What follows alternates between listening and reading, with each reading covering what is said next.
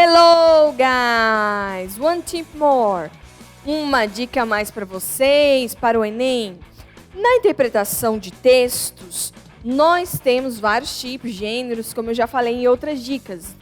Só que na leitura, nós temos que interpretar em que modo está sendo usada aquela frase. A gente tem na ideia sempre sujeito pratica ação. Mas quando essa frase inverte a posição, o objeto se torna sujeito da passiva e o sujeito se transforma em objeto. Como nós estamos vendo aqui, ó. Julia bought the new Game of Thrones book. Julia pratica ação. Complemento. Então, Julia comprou o novo jogo do Throne Book, Games of Thrones, né? E na voz ativa, porque ela praticou a ação. Na voz passiva, o que eles fizeram? Só inverteram o modo do objeto ser realçado na frase. Então, the new Game of Thrones book was bought.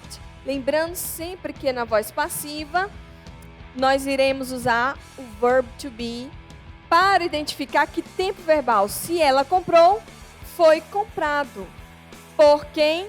Pela Júlia. Então, a Júlia, que era ativa, agora virou objeto da passiva.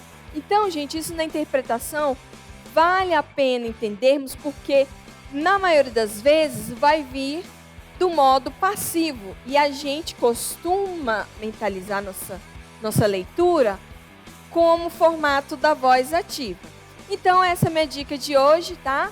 Fiquem ligados nas próximas dicas. See you next tip.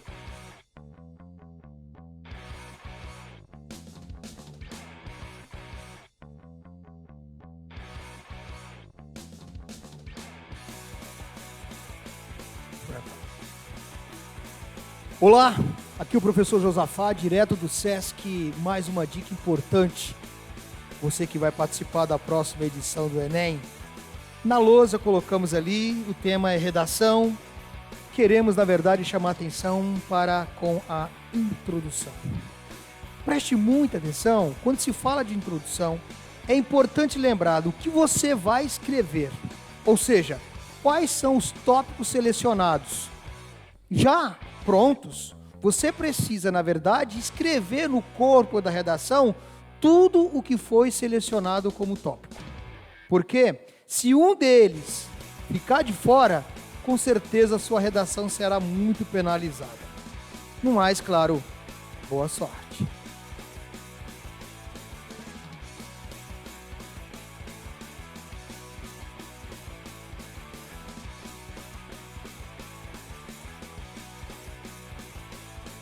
Beleza?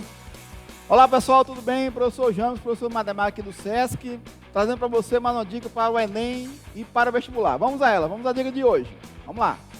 Então tá aí. Dica de hoje diz respeito ao cilindro e o cone, tá certo? Eu trouxe para vocês esses dois sólidos para a gente fazer um resumo aí para você, tá bom? De início você está vendo o cilindro, né? Lembrando que o cilindro é um sólido confinado entre dois círculos que são paralelos e congruentes, ou seja, possui o mesmo raio, tá bom? Você tem à sua direita a planificação, né? Planificando o cilindro, colocando ele em 2D na superfície, você tem aí os dois círculos, tá bom? De raio R, e tem um retângulo, né? Cuja base é o comprimento das conferências, 2πr, e a altura h, tá bom? E aí você tem as fórmulas à sua direita que calculam a área da base, que é a área do círculo, que é πr ao quadrado, a área lateral, que é a área do retângulo, é a base vezes a altura, 2πr vezes h, tá bom? E a área total, que é a lateral, não é isso? Mais as duas bases, a área lateral mais duas vezes a área da base. E o volume do cilindro, que é a área da base, πr ao quadrado, vezes a altura, tá bom? E aí na sequência o cone, ou seja, qual a diferença do cilindro para o cone? Enquanto o cilindro tem duas bases circulares, o cone só tem uma, tá bom? E tem três elementos que se destacam no cone. Quais são esses elementos? Você tem a geratriz, você tem a altura e tem um raio, tá bom?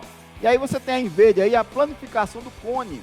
O cone na sua lateral é um setor circular, de raio G e comprimento do arco 2πr, tá bom? E claro, a área da base, né, que é um círculo, ok?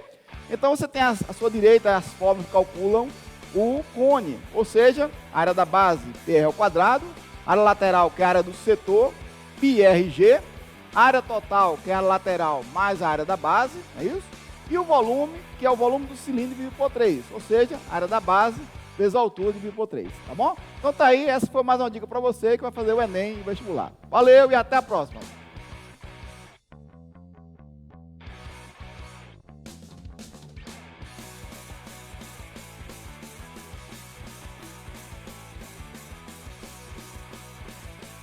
E aí, pessoal, belezinha? Mais uma vez aí com as dicas de geografia, tá? Eu sou o professor Carreirinha, estamos juntos aqui pelo SESC, tá?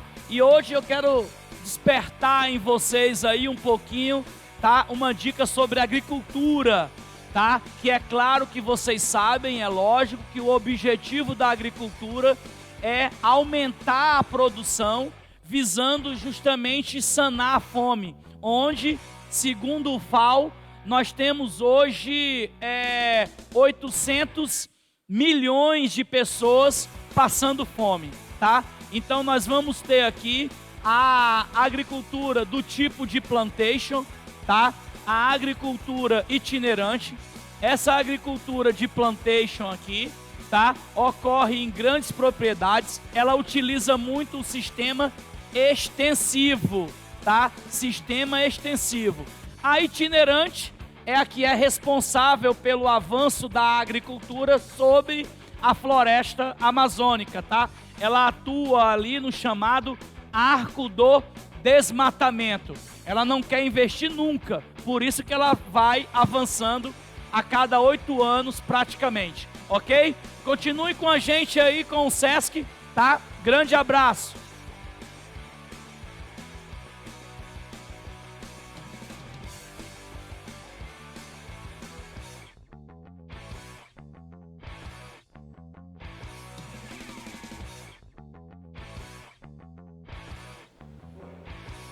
Olá, chicos e chicas, como estão? Mais uma dica de espanhol do professor Ramírez do SESC sobre os demonstrativos. Veamos aqui. Bom, são palavras que expressam a posição espacial de lugares, seres e coisas, tendo em conta o destinatário da situação comunicativa. Por exemplo, quando eu digo aquele parque é muito bonito, aquele parque está indicando que está lejos, está longe, não é? Quando eu digo, esta é Amália, uma amiga, esta significa que está cerca, está perto. Quando eu digo, quero comprar esse livro, esse significa que está mais ou menos cerca, mais ou menos perto, né? Então, os demonstrativos são semelhantes ao português. Observem aqui nossa tabelinha. Mas qual é a dica aqui? Observem, para o masculino singular, quando está cerca, usamos este. Quando está menos cerca, usamos esse. E quando está lejos, aquele.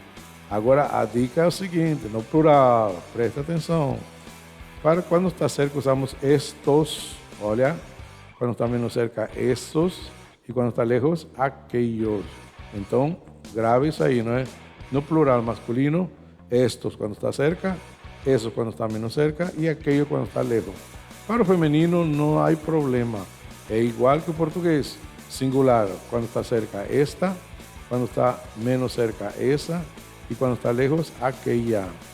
E no plural, quando está cerca, estas. Quando está menos cerca, essas. E quando está lejos, aquellas.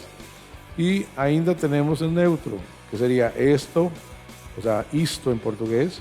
Isso em português. E aquello, aquilo, não é? Em português. Então, a dica é o masculino plural.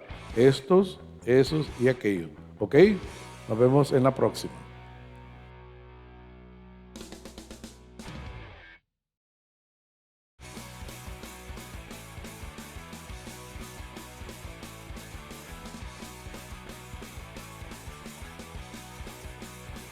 Olá, tudo bem com vocês? Professor Clóvis aqui e hoje nós vamos falar sobre calorimetria.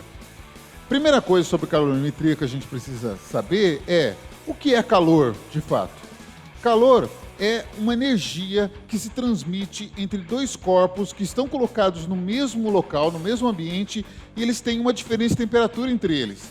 Na tentativa de igualar essa temperatura, que a gente chama de equilíbrio térmico, vai fluir uma energia entre eles. Essa energia que transita entre esses dois corpos, por conta dessa diferença de temperatura, é calor. Olha essa figura aqui. Você tem dois corpos, A e B. Corpo A está com a temperatura de 80 graus Celsius, corpo B com a temperatura de 40. Eles não vão ficar com essa diferença de temperatura por muito tempo. Por quê? Porque eles vão querer atingir o equilíbrio térmico. Para isso, calor vai fluir do corpo A, que está mais quente, para o corpo B, que está mais frio, né? A diferença de temperatura vai designar a passagem de calor. Esse calor, né? Você tem que ter muito cuidado, porque é muito normal de a gente usar essa frase no dia a dia da gente.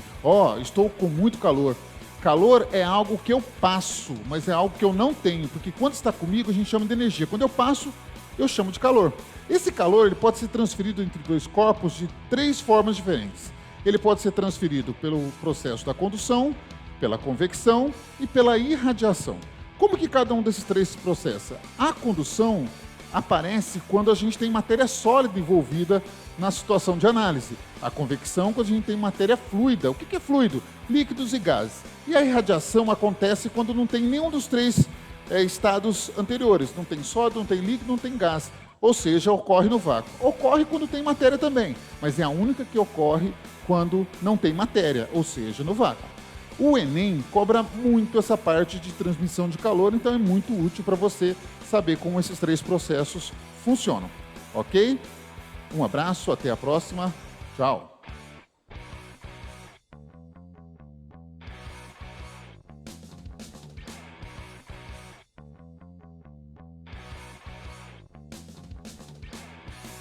Fala, galera do SESC! Tudo bem com vocês? Professor Paulo para mais uma dica. A dica agora é sobre neocolonialismo e imperialismo do século XIX, né? Presta bastante atenção que hoje em dia, cara, a gente está vendo, né, uma discussão muito grande novamente sobre questões racistas, né, cara? A gente está vendo lá o movimento nos Estados Unidos, vidas negras importam, beleza? E aí, cara, isso tudo se remonta ainda, né, cara, ao século XIX, as teorias racistas do século XIX que promoveram aí, né, cara, a ideia de uma supremacia branca, de uma elite branca europeia que deveria, né, dominar o mundo, que deveria liderar o processo de desenvolvimento, né, no século XIX. Então fica ligado nisso, porque isso abre uma série de situações, tá certo? Para a gente aí observar os acontecimentos atuais. Então vale muito a pena você entender o significado de neodarwinismo, entender o significado prático de neodarwinismo no século XIX, legitimando o domínio sobre Ásia e África, e entender que até hoje essa ideia, essa pretensa ideia de supremacia branca ainda, de certa forma, está presente principalmente do pensamento conservador. Só que, na verdade, tá certo? A gente tem que se descolar desse processo, porque a gente sabe que isso é uma construção.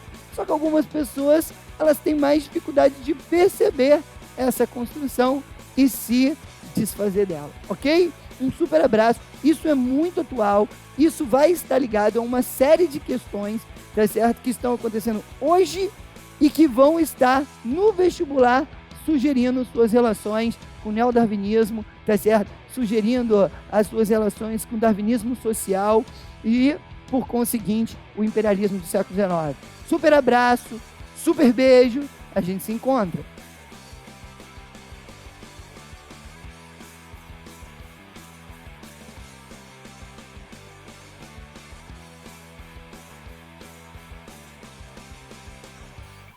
Olá, galerinha! Beleza? Professor Werk mais uma vez na área aqui com vocês com revisão para o Enem, dicas poderosas. Começamos nessas revisões com o Intepas. Falei do período G1, período S, período G2 e período G0, aquele período em que a gente observa o quê? e as células não avançam no processo de divisão, não vão para a divisão celular, se mantêm estáveis. Por quê? Não existe material, não existe possibilidade dela duplicar o material dela.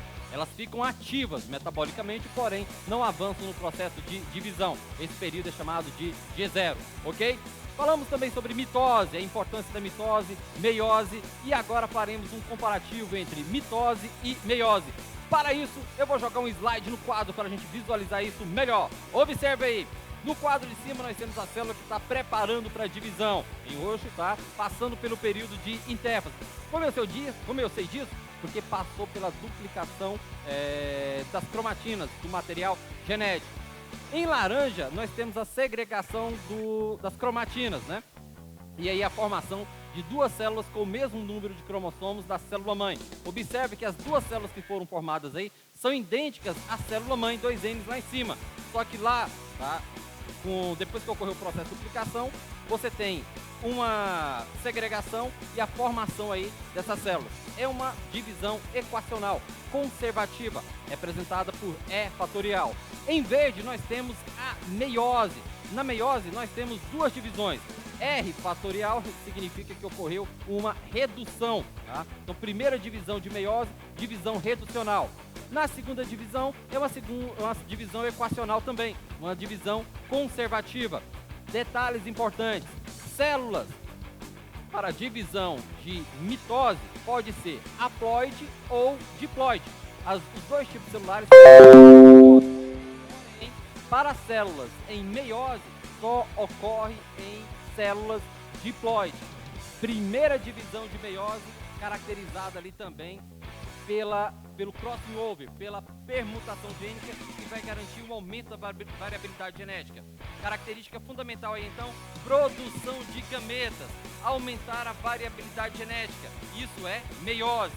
Na mitose nós temos crescimento, nós temos reprodução de organismos assexuados, nós temos cicatrização, tá certo?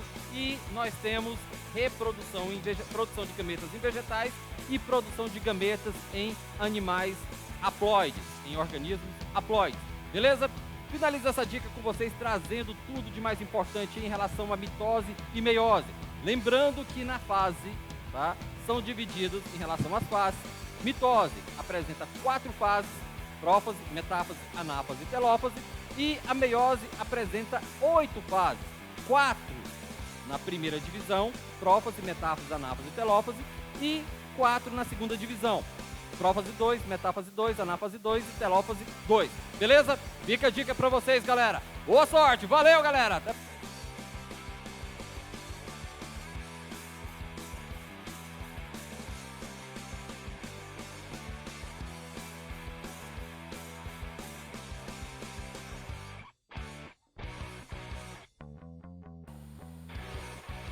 Olá pessoal, tudo bem com vocês?